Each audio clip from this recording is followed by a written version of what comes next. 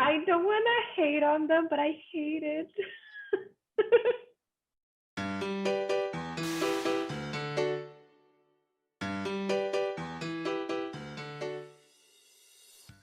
Hello, YouTube. My name is Justin. I'm coming to you from the Part and Sum team. And today we are going to be talking about the best and the worst of Valentine's Day ads that we've come across on the internet. Alrighty, let's jump into it. If we can go to the next slide, starting with Pete the Cat. Before we begin, Emily, Cecilia, are either of you familiar with Pete the Cat? Have you heard of him before? I am familiar with Pete the Cat. I have a 3.5-year-old. I have books. I have watched Pete the Cat. So I am aware. Very cool. Emily, were you aware? I'm not familiar with Pete the Cat. This is good. We can have both perspectives on it. So this Pete the Cat ad was captured from an Instagram Stories ad, and as you can see, it plays through. What are your initial reactions? What are your first thoughts? I like that there's a countdown. I think that's very motivating. I struggled to, I don't think they've connected the fact that Pete the Cat is a way to share love with your child on Valentine's Day. It's just it's almost Valentine's Day, here are gift sets. And I feel like they could have done, it's fine, but I feel like they could have done so much more in terms of being show your kid you love them, give them a secret, Valentine. And then because they're just gift sets, limited availability. Don't forget about mums and teachers, but they haven't even said anything about kids before they say, don't forget about mums and teachers. There's probably a lot of grandparents that are going to be gifting this year. So this is a good strategy, send love to your grandchild from far away. Unfortunately, not everybody can be together or close. Don't forget about mom, don't forget about the teacher. I like it. All right, let's click through on the Pete the Cat link to see what that landing page looks like. Ooh, a landing page. Guys. Aww. Yay or nay? I mean, oh my God, it's raining hearts. It's super cute. It's a little sad that the Valentine's Day book is in the second row. Mm-hmm. So it's until the hearts start raining on me, which took a few seconds, I was like, what? But this is not Valentine-y at all. But they could have they should have landed better with the product on the ad, the doll, the t-shirts, the cards, the book. I also like the logo. Find it. I'm I want to get the little heart book and the little heart plushie. Yeah, I don't know. What's up with that, Pete the Cat? Pete the Cat. Leaving something to be desired. All righty, let's move on to slide 5. Let's look at Milk Bar. Mm-hmm. So we have 2 slides on Milk Bar. The first one is a video ad. I will give you both a moment to walk through it and watch and listen.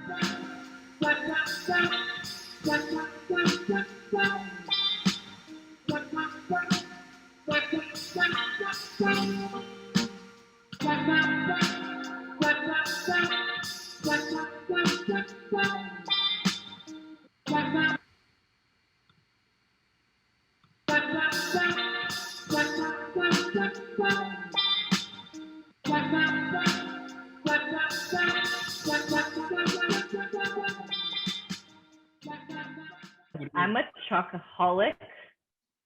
I'm addicted to chocolate. I so want this. So it worked for you. I'm trying to go past the fact that it's this super yummy cake. But I mean, it's very Valentine-y. It's red. There's the swipe up to ship. I'm where can I buy this right now? The only way it's got sexy music. It looks delicious. They're vibrating it just right, rotating it. The only thing that would be better is had they dropped the raspberries on it, as it was, that's the only other thing. But it's perfection. Do you think using a carousel with 3 different videos all having separate audio is a good idea? Because it is the case that if you're scrolling through it and you don't stop the first video, the audio overlaps with the second. Do you think that's a barrier for some people? And I think like as a general rule for like a carousel, you don't want sound Mm-hmm. for a feed carousel. I would agree. It's a good But idea. they've done a great job. It's great. All right, let's skip to slide 10. Let's take a look at Goldbelly.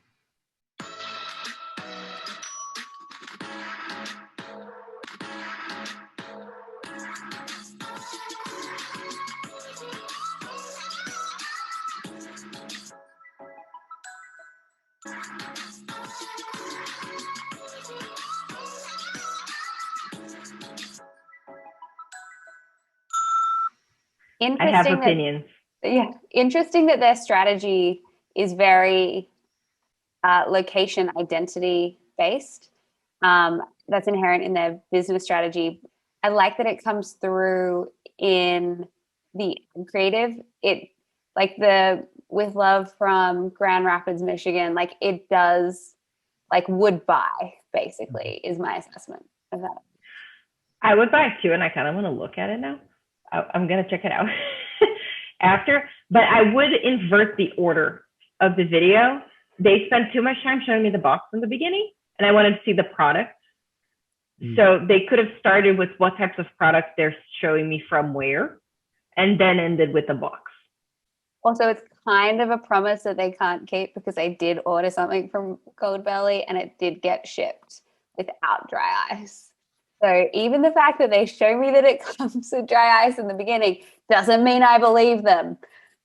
So the loyalty customers know that this ad is not entirely true. Not I good. wanted it to be true, but it wasn't in my case. False promises. Let's take a look at slide 11. What do we think of their static image here? It's too close to outdoor dining for me. Like it feels like an ad for outdoor dining, and that's not what they are promoting. I think what they want to say is that like Emmy Squared can come into your house. And like, you know, they've got a Magnolia Bakery there as well. It's all about like these NYC institutions so you can celebrate at home. But the fact that it's like outdoors and we know that you're all freezing your butts off, well, you, Justin, in New York at the moment, like you're not going to be outside eating it. Probably no one in the country is going to be outside eating it. So like if you have one image, just like I think situating it more for the, you know, for the benefit of the customer would be helpful and more attention grabbing. Also, it doesn't link directly to that item, probably for that reason. And I hate that. Like, don't advertise something to me and then make me have to go and find it. Like, just link me there and turn the ad off when it's no longer available. It's like the worst user experience. You just turned me off, Goldbelly, yet again. I would like to move on to the next slide, which is Catbird. So go ahead and click on that hyperlink, and that will lead you to Catbird's Valentine's Day homepage. Cute.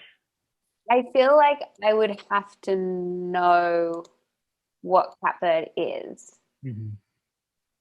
Like I don't know what it is. So like in my user journey, it's too early for me to come to this site. Yeah, like you start looking and I'm like jewelry, but then there's a cake. Yeah, sweet tooth treats under. It's like a lot of calls to action on this page, like without it being clear, like, okay, you're telling me here are some treats under $50. Here are some things under $200. Here are some things that you should give yourself. I don't know what Pearls of Love is. Design-wise, It's cute. Design-wise, it's cute. Although there will always be that person that says cursive is not the best font, but it's a cute design. Like I like it. But yeah, to Emily's point, I don't even know where to look. Like that, like.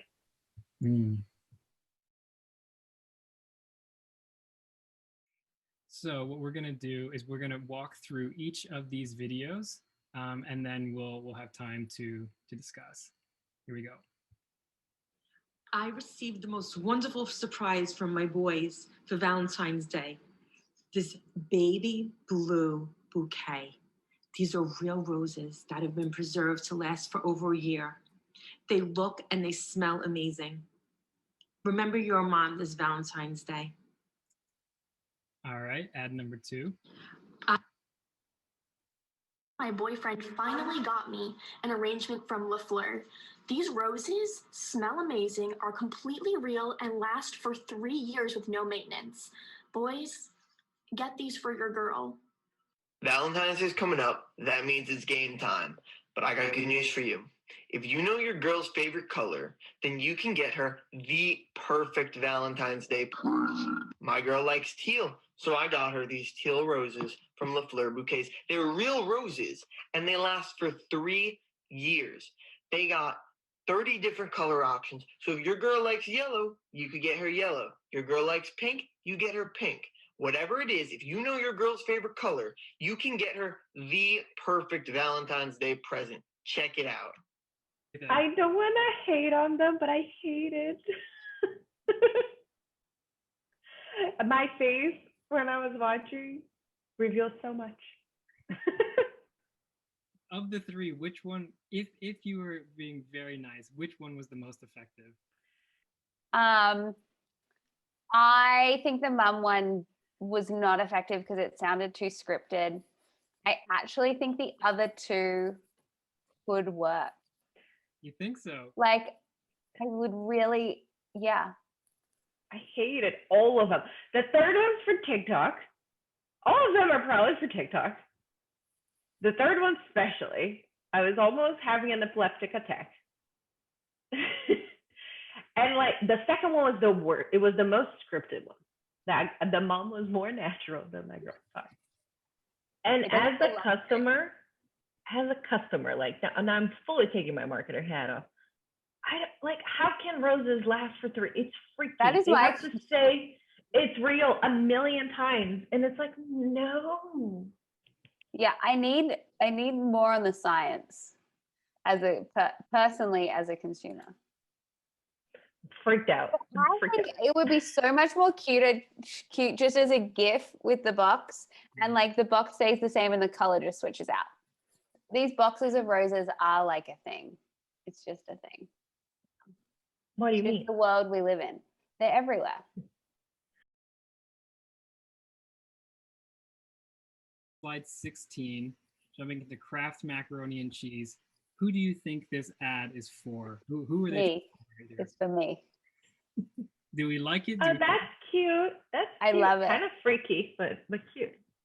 I love it because I was literally talking yesterday about on Valentine's Day just eating things that are pink, and this is like I would buy this. But don't you think it's like Kraft mac and cheese? Like growing up with it is already so artificial. Like it's like this neon orange color. Do you think? Does it stop you eating it? No. Okay, you win.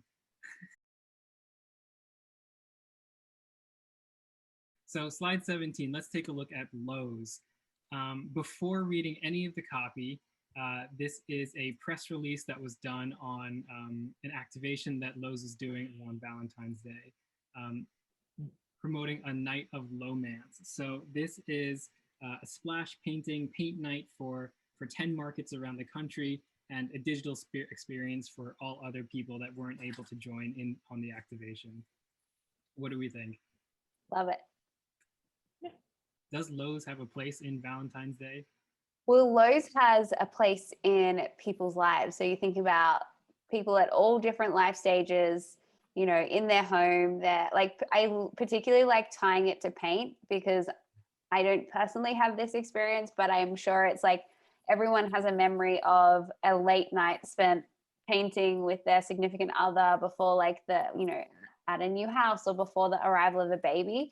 And I actually think that like adding a sense of romance to those moments that you already had together and saying that actually this life building that involves home building is really romantic, I like a lot. It's super cute. And while you were talking, Emily, I remember like every romantic movie, there's like the one scene that the couple is happily painting the room together and making out. But it's super cute. I also like that they tied it to an experience and they thought about it, how to keep it safe, how to make it happen in the digital world. And it's not like a product or a landing page or a sale. Like it seems like they thought it through.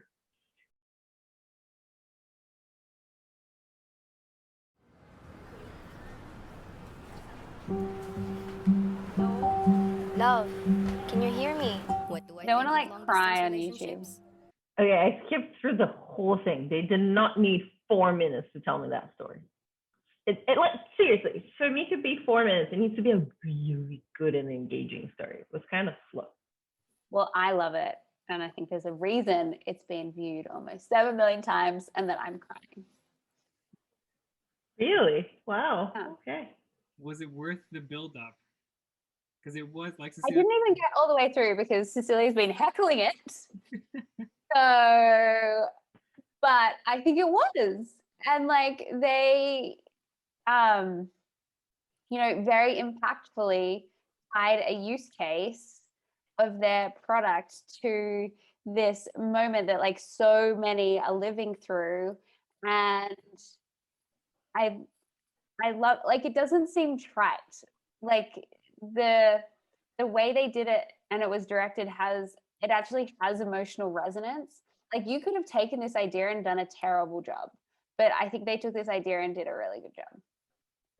They could have told me the story in a minute and a half. And I don't know, having been in a long distance relationship, and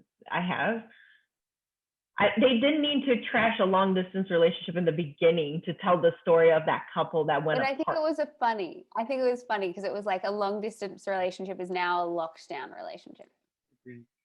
Alrighty, well, that wraps up all of the brands and all of the ads that we have for 2021 Valentine's Day Yikes edition. A very, very big thank you to Emily and Cecilia. Thank you both for joining on this year's edition. It was a lot of fun. And to all of our viewers out there, I hope you got some creative insights, inspiration. It was a lot of fun for us to put together.